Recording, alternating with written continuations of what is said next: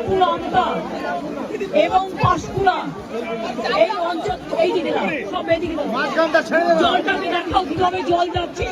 এক্ষুনি সব তোমরাও ডুবে যাবে, এক্ষুনি সরে যেতে হবে। এইটা কালকে রাত্রে এই জলটা আবার ছেড়েছে নতুন করে ছেড়েছে এই জলটা।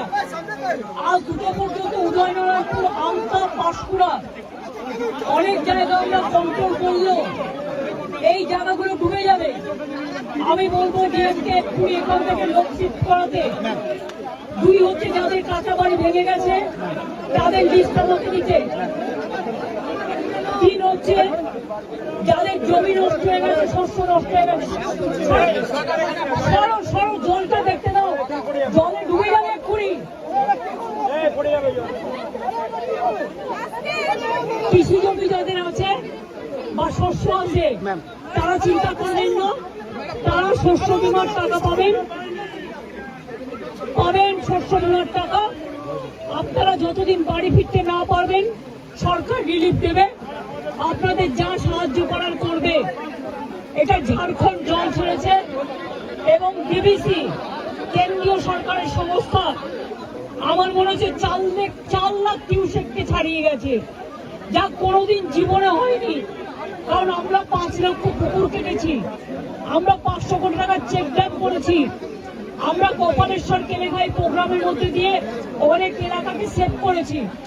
ঘাটাল মাস্টারঘাট প্ল্যান যেটা পড়ে আছে 10 বছর ধরে, সেটাও আমরা ডিপিআর তৈরি করছি, আগামী 2 বছরের মধ্যে করে দেব। কিন্তু তা সত্ত্বেও যদি এই রেটে জল ছাড়ে আর ডিবিসির জল ধারণ ক্ষমতা এখন মাত্র 36% এসছে, কেন কেন্দ্রীয় সরকার ডিবিসি ড্রেজিং করবে না, ডিসিলট্রেশন করবে না? ডিবিসির জলে কেন বাংলা ডুববে আমি জানতে চাই, আমরা কৈফিয়ত চাই।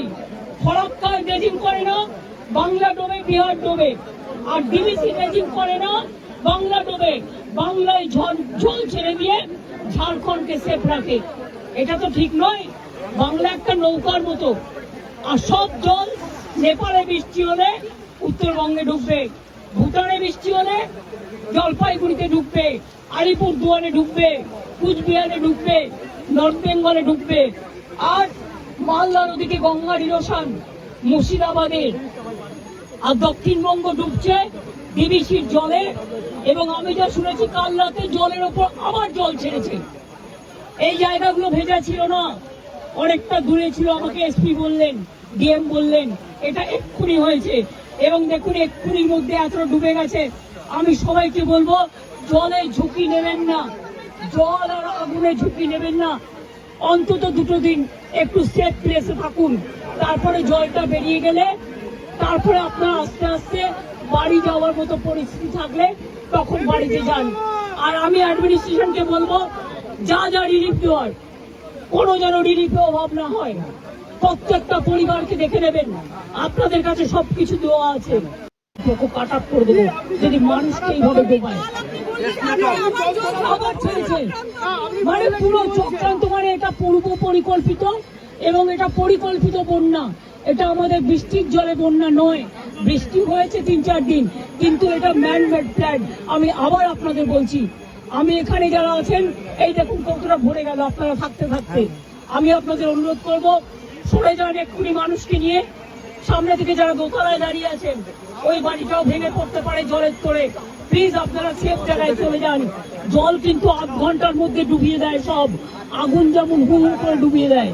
আমরা পাঁশকুড়া থেকে, আমি ডেবরাতেও জানি হয়েছে, ডেবরা আমি দেখতে এলাম।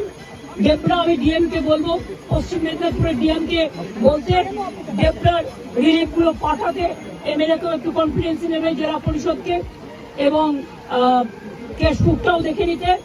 ডেবরাতেও 10টা গ্রাম ডুবেছে এবং খড়গপুর রুরালও ডুবেছে, একটা ট্রাইবেল গ্রাম, সেটাও দেখে নিতে। এবং পাঁশকুড়া যেটা ডুবেছে সেটাও দেখে নিতে। কোন রকম জাতের লোকে না বলতে পারে যে আমি রিলিফ পাইনি।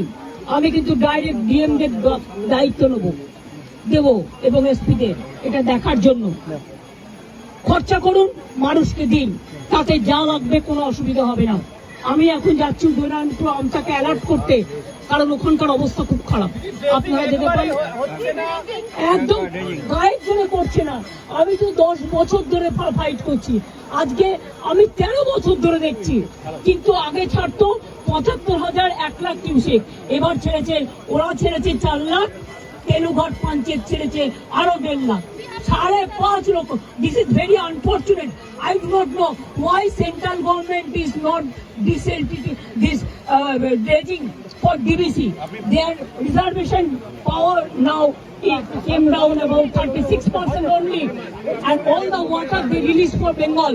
Why Bengal will be man-made flooded because of central government irresponsible activities? I am sorry, this is not Bengal water. This is the Jharkhand water from Tenughat Panchayat, and this is the water coming from central government organization, the DBC. সতর্ক করছেন, উদাসীন বারবার সতর্ক করছেন আপনি। না, এটা নিয়ে বড় আন্দোলনে যেতে হবে, এটা নিয়ে আমরা বড় আন্দোলনে যাবো।